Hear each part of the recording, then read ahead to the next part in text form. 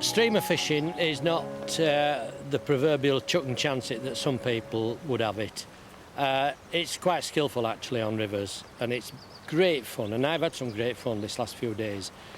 You can search little pocket holes and pots and deep gullies under banks. It's wonderful. I don't know why some people give it bad press. And you don't need all that many flies. Quite frankly, half a dozen patterns will see you. You want, you definitely want a good sculpin pattern. You want some minnow patterns, you want some baitfish patterns. There's two groups of streamers. There's attractors and there's deceivers.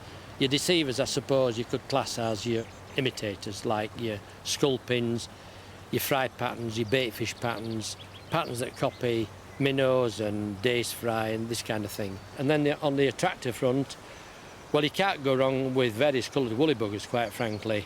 And added to that, I'd have some zonkers and some matukas, and that's about it. Various sizes, various colours, and go ahead and enjoy yourself. Remember one or two safety aspects. If you're not safe on your feet in fast water, fast broken runs, really rocky bedded rivers, take a wading staff. Make sure it's lanyarded to your body. Wear one of these if you're not happy, because you're going to be in strong water some of the time, and if you go over, you're going to have a nasty accident. You're probably going to be washed into a deep pool. You're going to be shocked, thermally shocked as you go under, and this it could save your life. The other safety aspect is, remember to wear some shades. If I didn't wear glasses, I'd have some shades on, particularly if you're new to fishing sinking lines or sink tips. In the hands of a beginner, they can be pretty lethal, so you don't want to swipe in your face and you don't want one in the back of your head. So just do some practicing on a lake or anywhere, but you must cast it on a river, not on a lawn. So make sure you're fairly proficient with a sinking line. They are not easy to cast. If all you've cast in your life is a floater, you're going to have quite a surprise when you start casting these. And you've got a weighted fly on the end in a lot of cases. So do practice, and when you come on a river, remember, when you make the forward delivery, wait until you feel the tug on your back cast.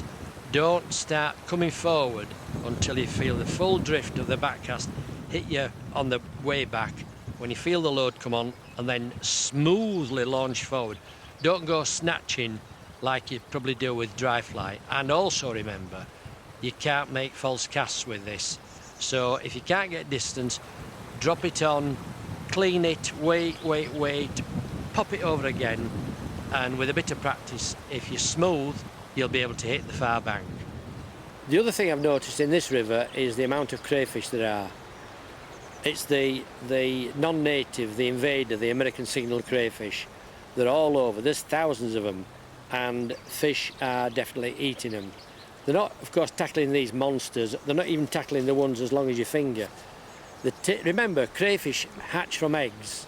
So the little tiny, what you might call crayfish nymphs, the little tiny things up to about 2 inches long, they're getting chomped and eaten. So I'm definitely going back to, as it were, the drawing board, and I'm going to tie myself some quite realistic but simple crayfish patterns.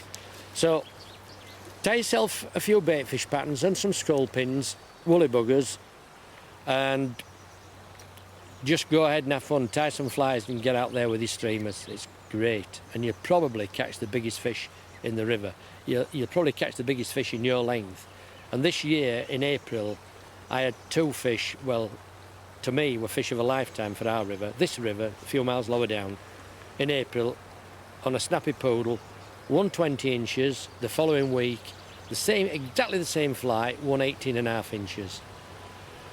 You don't get many fish like that on the wharf these days. Both wild fish. Fantastic. Have fun.